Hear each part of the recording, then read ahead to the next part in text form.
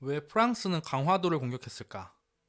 보통 역사 교과서엔 병인박해로 프랑스인 신부가 처형당했기 때문이라고 설명하고 있습니다. 그럼 왜 흥선대원군은 병인박해를 그리고 프랑스인 신부를 처형했을까요? 시간을 조금 더 과거로 돌아가 볼 필요가 있습니다. 아편 전쟁이 끝나고 러시아는 연해주 지역을 얻습니다. 근데 이게 우리 조선 입장에서 보면 상당히 큰 압박입니다. 지금까지 조선의 국경은 오직 청나라였습니다. 그런데 갑자기 서양 오랑캐, 러시아와 국경을 마주했습니다. 러시아를 막기 위해 흥선대원군은 한 가지 묘수를 생각합니다. 강대국 러시아의 남하를 열강 프랑스로 견제하자. 이이제2 오랑캐로서 오랑캐를 제압한다.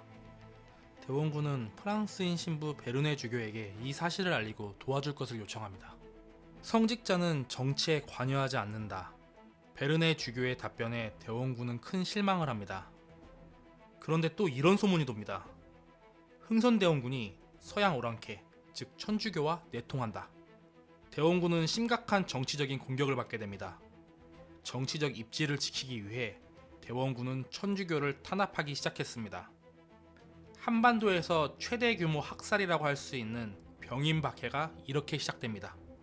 공식적으로 8,000명, 비공식적으로는 1만에서 2만 명 정도의 천주교인이 처형됩니다.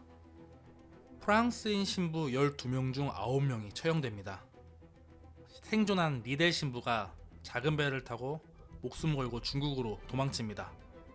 중국 텐진, 프랑스 극동 함대에 도착해 이 사실을 알립니다. 이에 프랑스 로즈 제독은 무력 응징을 결의합니다. 프랑스의 목표는 조선 국왕의 공식 사과, 본 사건 책임자 처벌, 그리고 프랑스와 통상 조약 체결입니다. 프랑스는 1차로 군함 3척을 보냅니다.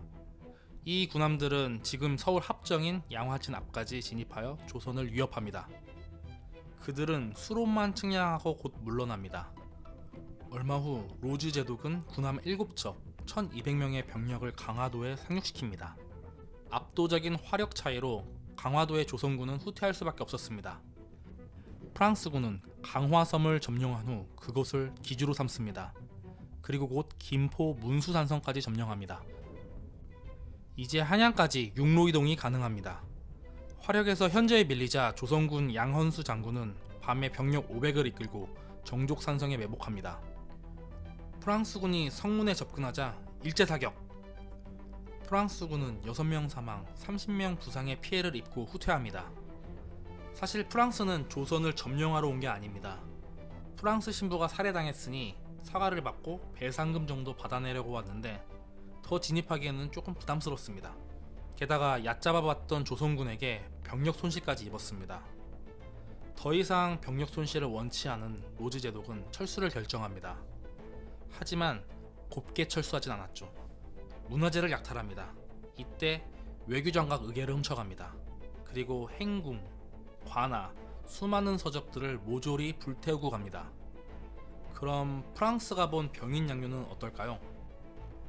그들 입장에선 국가 간 전쟁이 아닙니다. 성직자를 죽인 야만국에 대한 징벌적 원정으로 규정합니다. 본보기를 보이고 배상금을 얻겠다.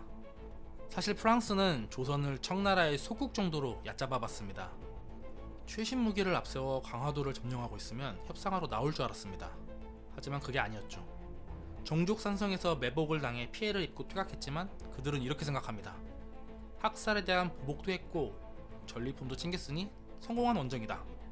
당시 프랑스는 인도차이나 식민지와에 치중하고 있어 조선 원정에 관심이 없었습니다. 극동 함대의 독자적 행동에 가까웠습니다. 그래서 프랑스 역사에선 미미한 사건이나 실패한 국지전 정도로만 다룬다고 합니다. 그리고 병인 양요가 한창일 때 대동강의 한 미국 상선이 총을 쏘며 통상을 요구합니다. 이에 평양감사 박규수가 화공법으로 그 배를 불태워 침몰시킵니다.